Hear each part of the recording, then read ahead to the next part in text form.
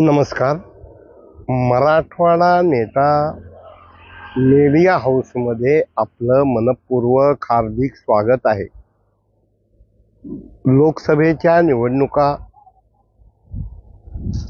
आचारसंहिता आणि कार्यक्रम येणाऱ्या 10-15 दिवसात जाहीर होईल.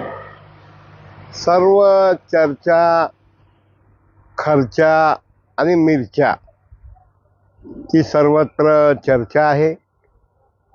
आपण पहिल्या टप्प्यात मराठवाड्यातील लोकसभेच्या जागाच्या संदर्भात आपण चर्चा करणार आहोत.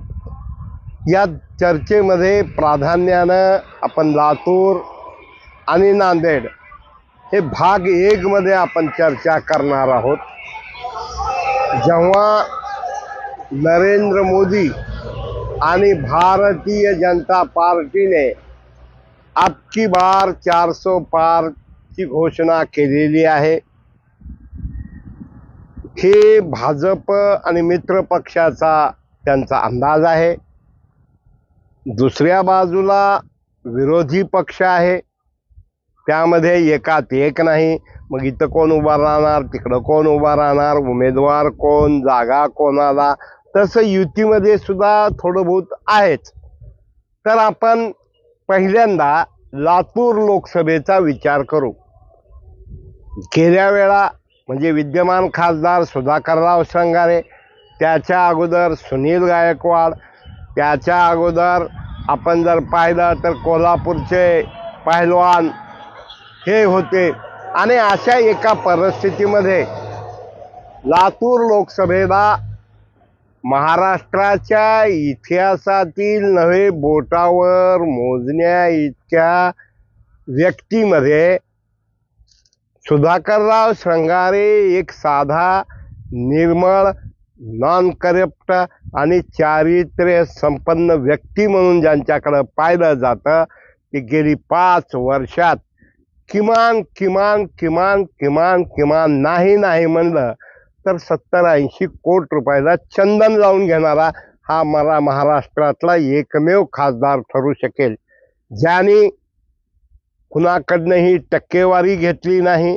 कुणाचं लग्न असेल, कुणाचा अंत्यविधी असेल, कुणाचं सभागृह असेल, आंबेडकर जयंती असेल, शिवजयंती असेल, बशीर जयंती असेल, किंबहुना राम मंदिराचा कार्यक्रम असेल किंवा माळेगावच्या जत्रेमध्ये सुद्धा पैसा श्रंगारेचा आणि खर्च मात्र, फोटो मात्र पाटील देशमुखांचे. आपण एक वेगळी म्हण म्हणतो, आमक्याचं घोडं तमक्याला भूषण, पण इथं मात्र घोडं श्रंगारेचं आणि भूषण दुसऱ्याला, अशा प्रकारची अवस्था आहे. मोदीची लाट आहे. खासदार व्हावं कुणालाही वाटणं साहजिक आहे. जवळजवळ 17-18 जण या निवडणुकीमध्ये इच्छुक आहेत. त्यामध्ये सुधाकरराव श्रंगारे एक निर्मळ मनाचा, काय बोलतात काय नाही. काल तर त्यांनी एक फार मोठा विनोदच केला.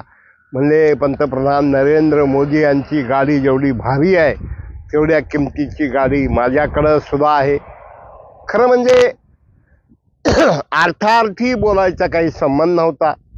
माणूस सरळ सोट माणूस, ज्याने जे जे करणं शक्य होतं, सभागृहात असेल, सभागृहाच्या बाहेर असेल, अहो किंबहुना काल परवा तर त्यांनी लातूरच्या डॉक्टर बाबासाहेब आंबेडकर पार्कचं भूमिपूजन केलं.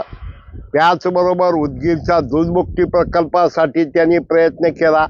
अहमदपूरला राम मंदिरासंदर्भात त्यांनी ग्रीनिज बुकमध्ये रेकॉर्ड करायची परंपरा त्यांनी त्या राम मंदिराच्या ह्याच्यामध्ये केली. त्यांनी अनेक रेकॉर्ड ब्रेक, किमान 5-6 रेकॉर्ड ब्रेक ग्रीनिज बुकमध्ये होणारे केले. पण गरीब की जीरो सबकी भाभी म्हटल्यासारखं श्रंगारे यांचा काय दोष आहे? श्रंगारे हा निर्मळ मनाचा आहे, कोणावरही विश्वास टाकणार आहे. त्यांनी पक्षाशी गद्दारी केली नाही, पक्षाशी बैमानी केली नाही. कोरोनाचा काळ असेल किंवा आणखीन काही असतील, एखादी आमदार निवडणूक असेल, त्यालाही बेदान सुटे गिरान म्हणल्यासारखं सुधाकरराव श्रंगारे वागलेले आहेत. निश्चित अनिल गायकवाड जर MD झाले नसते तर उमेदवार होते. त्यांच्या उमेदवारीविषयी कुणाच्याही मनात काही शंका असायचं कारण नाही. पण मध्येच त्यांचे चिरंजीव विश्वजित गायकवाड यांच्याही नावाची चर्चा आहे, काथवटेंच्या नावाचीही चर्चा आहे, कदम म्हणून कोणतरी आहे त्यांच्याही नावाची चर्चा आहे, दोरवेच्याही नावाची चर्चा में बहुत है. लेकिन ठसका, मिरच्याचा ठसका, जवळजवळ 80% लोकांचं मत हे सुधाकरराव श्रंगारे यांना उमेदवारी मिळावी. आता पक्ष काय पाहणार? पक्ष प्रामाणिक, इमानदार काय कार्यकर्ता पाहणार का आणखीन काय पाहणार? का बनवा बनवी, उडवा उडवी? खरं म्हणजे सुधाकर श्रंगारे यांना निर्विवाद उमेदवारी दिली पाहिजे. त्याच्यासाठी चर्चा सुद्धा करायची गरज नाही. आणि मग जर सुधाकर श्रंगारे मागासवर्गीय म्हणून आणि प्रामाणिक म्हणून आणि लोकांना मदत करणारा म्हणून, कुणाला काही लोकांना असं वाटतंय की जसं आपण एक उदाहरण नेहमी देतो, रामेश्वर बद्दरकडे एक ॲम्बेसडर गाडी आहे आणि दुसऱ्या आमच्या एजाजभाईकडं इनोवा गाडी आहे, तिसऱ्याकडं फॉर्च्युनर गाडी आहे. त्याला फॉर्च्युनर गाडी दिली म्हणून बद्दरला मिरच्या लागणं, अशा प्रकारचं काही लोकांचं असतंय की त्याच्याच वंजळीनं पाती पेतय. पण सुधाकर श्रंगारे हा बेईमान माणूस नाही, पक्षाशी एकनिष्ठ माणूस आहे. त्यांनी वेगवेगळे उपक्रम राबवत असताना असं राम मंदिर असेल किंवा आंबेडकर जयंती असेल किंवा हेलिकॉप्टरनं पुष्पवृष्टी असेल किंवा डॉक्टर बाबासाहेब आंबेडकर टाउन हॉलच्या पार्कवर गेल्या वर्षी त्यांनी जी रांगोळी काढली होती त्याला तोड नाही. आणि म्हणून पक्ष काय ठरवणार? मग मधून तिकडं बुद्धिवंत IAS माजी अधिकारी भाई नागराळे यांच्याही नावाची चर्चा आहे. त्याचबरोबर आमच्या आशिवचे गायकवाड साहेबाच्याही नावाची चर्चा आहे. आता काँग्रेस पक्षाकडं आणि कोण पैसा पक्षाला फंड देतो का, काय करतो का? आणि अनिल कांबळे, मला तर आश्चर्य वाटतंय की ज्या माणसाला हातातोंडाला आलेला विजय फक्त पैसा संपला म्हणून पराभव स्वीकारला, पक्षाची एक जागा विधानसभेची कमी झाली असो, पण अशा एका परिस्थितीमध्ये जर लोकशाहीमध्ये नैतिकता असेल, प्रामाणिकपणा असेल, इमानदारी असेल आणि चांगलं काम केलेल्या माणसाची पाठ थोपटायची असेल तर सुधाकरराव श्रंगारे यांना उमेदवारी मिळेल असं वाटतंय. बाई फी काय सगळं कुणी किती जरी केली घाई, नका ताई नका बाई, आणि यावेळा निवडून येणार फक्त सुधाकरराव श्रंगारे. पण पक्षानं त्या माणसाशी इमानदारी राखणं गरजेचं आहे. ज्या माणसानं टक्केवारी घेतली नाही, ज्या माणसानं बजेटमध्ये पैसे खाल्ले नाहीत, आता लातूर लोकसभेचा हा विचार करत असताना मध्ये काही जण म्हणतात की या ठिकाणी डॉक्टर बाबासाहेब आंबेडकरांचे नातू प्रकाश आंबेडकर. अहो मी म्हणतो ही लातूर आहे, ही शिवराज पाटील चाकूरकरांना 5, 6, 7 वेळा निवडून गेलेला मतदारसंघ आहे. या ठिकाणी प्रकाश आंबेडकरांनी हिंमत असेल तर आम्ही म्हणतो की या ठिकाणी सुधाकरराव श्रंगारे चितपट करू शकतात. उगा नाटकी पोपटासारखं बोलायचं, अनिल शिंदेच्या भाषेत नवीन पोपट हा लागला मिठू बोलायला, हे श्रंगारेला जमणार नाही. काय बोलावं त्यांनी काल?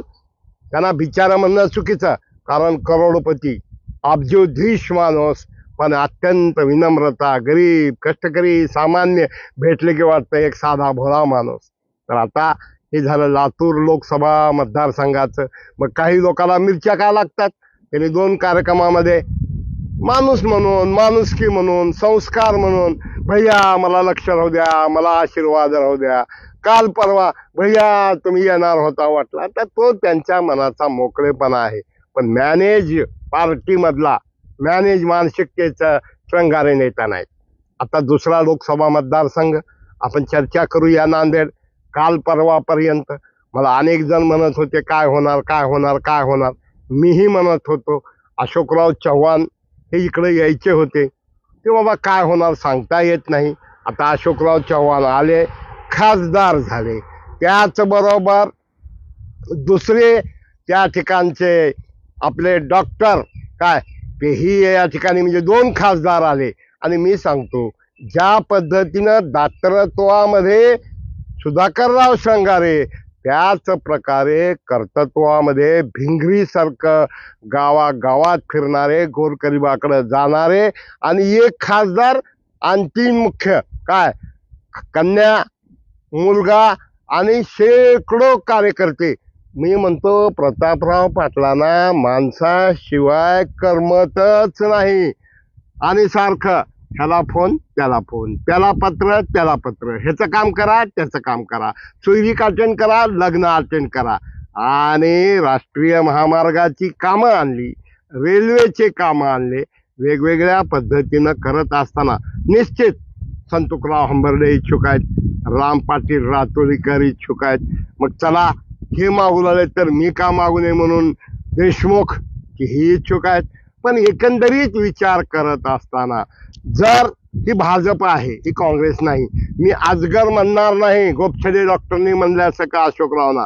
अशोकराव आल्या आल्या काही गडबड करतील असं वाटत नाही. आणि ही जागा ही प्रतापराव पाटलालाच मिळाली पाहिजे. कारण मॅन टू मॅन प्रत्येक माणसाशी नावानिशी कामानिशी संबंध. आणि मग जो माणूस एवढी मेहनत करतो परिश्रम करतो आणि ज्या पक्षात आहे त्या पक्षात त्या नेत्याला खिशात घेऊन फिरतो हा गुन्हा त्यांच्या कर्तृत्वाचा आहे. अहो एक बैठक घ्यायची म्हणलं तर आपल्याला मंडप आहे तर जेवण नाही, जेवण आहे तर वाढणार नाही, वाढणार आहे तर पाणी नाही. आणि काही जण असतात आपल्या सवयीमुळं आपल्या गुन्हामुळं तुमच्याकडे काही लय अब्जोधीश करोडपती लोक आहेत. मग तिकीटच द्यायचं असेल ना मग मी म्हणतो आमच्या सुमित मोरगेला द्यावं किंवा अजून कोणाला द्यावं. पैशावरही नाही पण संपर्क, काम करण्याची पद्धत, बोलण्याची पद्धत, जनसंपर्क आणि अशा एका पद्धतीनं आपण जर पाहिलं तर नांदेडमध्ये अशोकरावजी चव्हाण असतील काय. मग काही जण म्हणतात बाबा सुनबाई खतगावकरांच्या सुनबाई, कसं काय शक्य आहे हो. भारतीय जनता पार्टी आहे, जे काँग्रेसमध्ये शक्य नव्हतं. उद्या येणाऱ्या विधानसभेला चव्हाण साहेबाच्या कन्येला भोकरमधनं द्यायचंय. मग मेहुण्याच्या सुनाला कसं शक्य आहे. Not possible. हे भाजप ऍक्सेप्ट करणार नाही किंवा जनताही ऍक्सेप्ट करणार नाही. काँग्रेसमधनं कोण इच्छुक, कुठला उमेदवार, बाहेरचा येणार का मधला राहणार, चव्हाण राहणार का काय. अहो शेवटी माणसानं आपल्या प्रकृतीचा सुद्धा विचार केला गेला पाहिजे. आपली प्रकृती साथ देते का नाही. मग उगा मागा की मागा पक्षानं पैसे दिले तर मी बी लढतो. अरे कुणी बी एखादा गुराखी बी म्हणतोय पैशाने दिल तर मी लढतो. पण मी पाहिलं प्रतापराव बरोबर कधी मतभेद जरी असले एक सामंजस्य, विकासाशी बांधिलकी मानणारा आणि सगळ्याला घेऊन चालणारा म्हणून प्रतापराव पाटील हे या ठिकाणी उमेदवारी मिळू शकते. आता शेवटी काही लोकाला आसुरी आनंद घ्यायचा असेल, कर्तबगार माणसाला छाटायचा असेल, काही होऊ शकतंय. पण बघूया पहिल्या टप्प्यात भाग 1 मध्ये या लोकसभेच्या 400 पारचा विचार करत असताना या दोन्ही जागेचा जर आपण विचार केला तर नांदेडमधून प्रतापराव पाटील चिखलीकर, राम पाटील रातोळीकर चांगले आहेत, सगळं आहे. पण टीम जी लागते ना, टीम माणसं, जीवाभावाची माणसं, आणि त्यासाठी जे जे जे जे करणं गरजेचं आहे, जे जे नियोजन करणं गरजेचं आहे, 18-18, 20-20 तास काम करणं गरजेचं आहे, ते प्रतापराव पाटील हे करू शकतात. कुणाला प्रेमानं, कुणाला पाठीवर हात टाकून, कुणाला गोड बोलून, कुणाला आणखीन समजावून सांगून अशा प्रकारचं काम करणारे. आणि त्यामध्ये दुग्ध शर्करा योग म्हणजे एक गोपछडे आणि दुसरं सगळ्यात महत्वाचं म्हणजे अशोकरावजी चव्हाण यांना मिळालेली उमेदवारी. आणि आल्या आल्या कशी बी सुनबाई असली तर घरचं वातावरण बघूनच वागत असते. आज तरी अशोकरावजी चव्हाण या घरात पहिलं पाऊल काय, नवरी नव्याचे 9 दिवस म्हणत असताना ही निवडणूक, ही पहिली निवडणूक. निश्चित कटुता होती का आहे. आणि राजकारणात कोणच कुणाचं कायमचं दुश्मन नसते. नुकतंच बसवराज पाटील यांचाही प्रवेश झालेला आहे.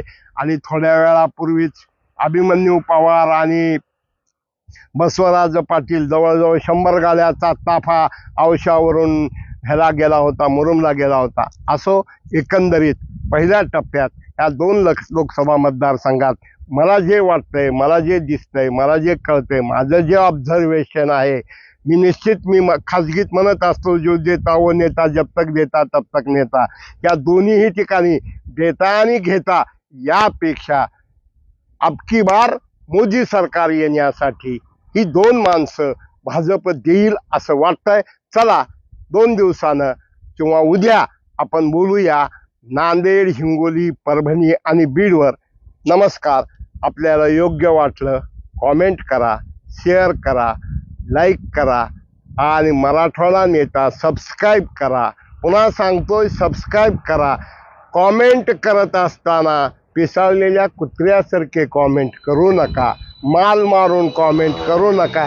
आणि शेवटी तुम्ही तुमचे गुण काय आहेत ते तुम्ही दाखवत राहा. त्याबद्दलही लोकशाहीने तो तुम्हाला दिलेला हक्क आहे. पुनश्च एकदा सर्वांचे मनपूर्वक आभार. धन्यवाद. नमस्कार.